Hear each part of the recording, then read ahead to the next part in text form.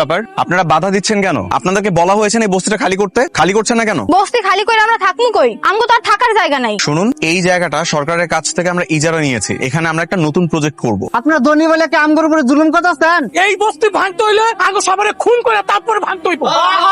Please আমার কথা আপনারা একটু বোঝার চেষ্টা করুন। আমার কাছে কিন্তু হাইকোর্টের নোটিশ আছে। যদি আপনারা আমার কথা না শুনেন, আমি কিন্তু পুলিশের কাছে কমপ্লেন করতে বাধ্য হব। তখন আপনাদেরকে এই বস্তি থেকে কিন্তু উচ্ছেদ করা হবে। আপনারা তো কোটিপতি, আপনার তো অনেক টাকা আছে, আপনারা চাইলেই তো এর থেকে ভালো জায়গা কিনতে পারেন। এই জায়গা ছাইরা দেন। এটা সম্ভব হচ্ছে না, কারণ আমরা অলরেডি এই জমির জন্য সব রকম টাকা সরকারের কাছে জমা দিয়ে রেখেছি। এখন আমরা চাইলেও এই জায়গাটা ছাড়তে পারবো না। বরঞ্চ আপনারা খুব দ্রুত এই বস্তিটা খালি করুন, তা না হলে কিন্তু আমরা ব্যবস্থা নিব এই বস্তি পরিষ্কার করার জন্য। কি পরিষ্কার করবি?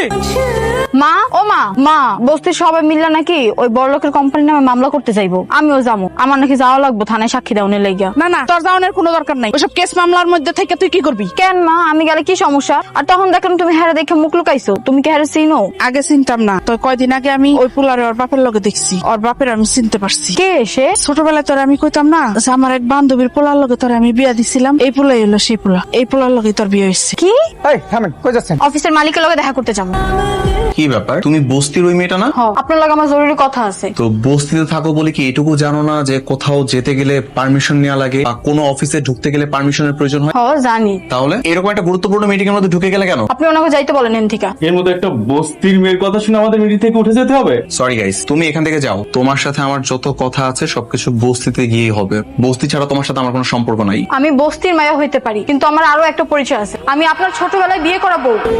What nonsense! কোথায় দাঁড়ায় কি বলছো সেটা কি তুমি জানো? আমি সত্যি কইতাছি, ছোটবেলায় আপনার লগে আমার বিয়ে হয়েছিল। বড়লোকের ছেলে দেখলে মাথা ঠিক থাকে না বুঝি? আমি কোনো লোভে পড়ে এখানে আসিনি। তাহলে কেন আসছো?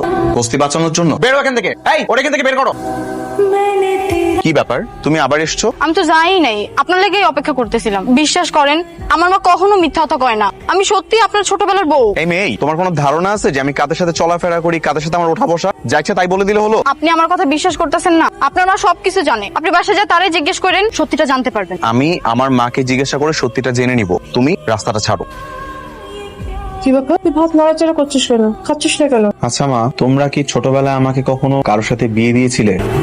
এটা কি ধরনের প্রশ্ন জিজ্ঞেস করছিস? হ্যাঁ, না হয় না যে অনেক সময় ছোটবেলায় মা বাবা তাদের বন্ধু বান্ধবীর ছেলে বা মেয়ে কারণ কারোর সাথে বিয়ে ঠিক করে রাখে, কিংবা ছোটবেলায় বিয়ে করিয়ে রাখে। এমন কিছু কি তোমরা আমার সাথেও করেছো? তোর ছোটবেলায় এরকম একটা মেয়ের সাথে আমরা বিয়ে দিয়েছিলাম। আমার বান্ধবীর মেয়ে ছিল। মেয়েটা দেখতে খুব মিষ্টি। তোর বাবার টাকা হওয়ার পর থেকে যোগাযোগ বন্ধ করে দিই। তার মানে তোমরা সত্যি আমার বিয়ে করিয়েছিলে? আরে না, কিসের বিয়ে? ছোটবেলায় পুতুল খেলতে খেলতে এরকম অনেক ঘটনা ঘটে, এগুলোকে কেউ সিরিয়াসলি নেয় না। এই চুপ কর তো।